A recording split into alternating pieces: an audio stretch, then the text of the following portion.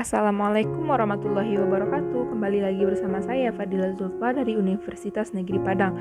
Nah, kali ini kita akan membahas mengenai kemajuan bioteknologi industri pada era 4.0. Nah, sebelumnya mari kita bahas mengenai pengertian bioteknologi. Bioteknologi merupakan ilmu biologi molekuler.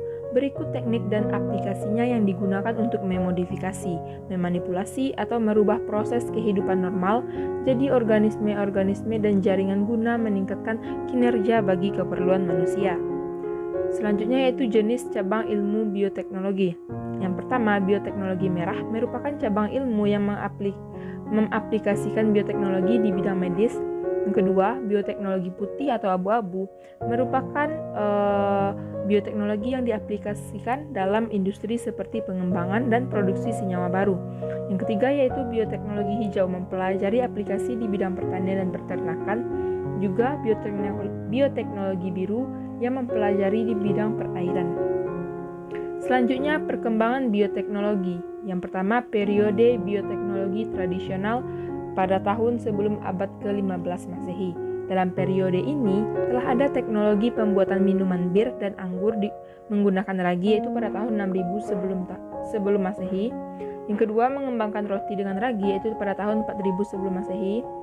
Dan pemanfaatan ganggang sebagai sumber makanan yang dilakukan oleh bangsa Aztec, yaitu pada tahun 1500 sebelum Masehi. Periode kedua yaitu bioteknologi ilmiah.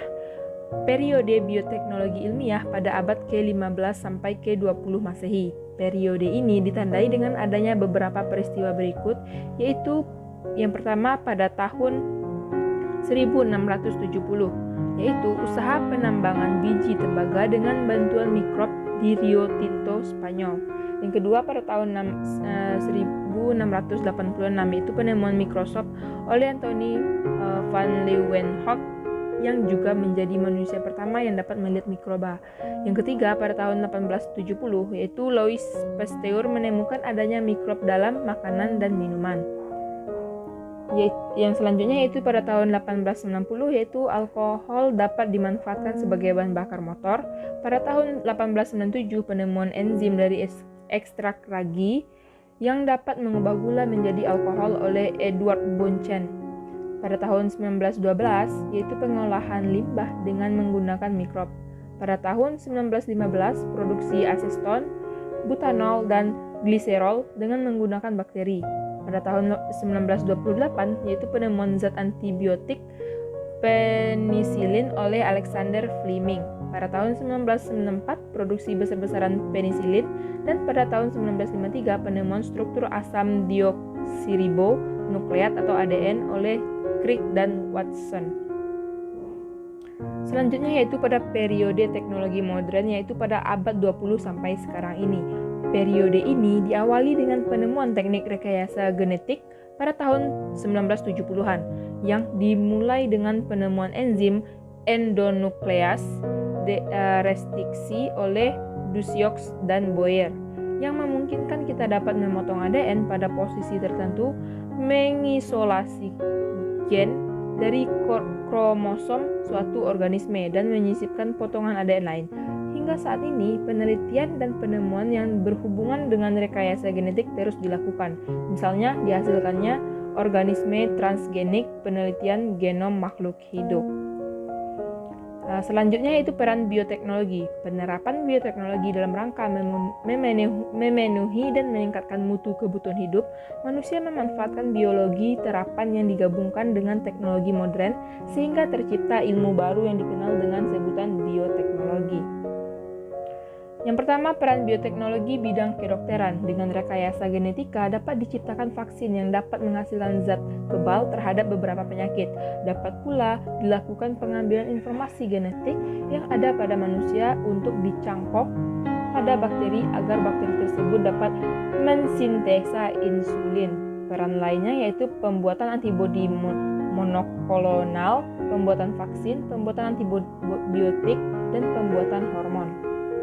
Yang kedua yaitu bioteknologi di bidang farmasi. Dalam memerangi penyakit-penyakit yang disebabkan oleh antigen atau bibit penyakit digunakanlah berbagai macam obat yang pada zaman dulu berupa ramuan beberapa macam tumbuhan yang berupa sari atau ekstrak. Tetapi pada saat ini, sesuai dengan kemajuan teknologi, dibuat zat sintesis dan pada saat mutakhir melalui biologi molekular dan rekayasa genetika.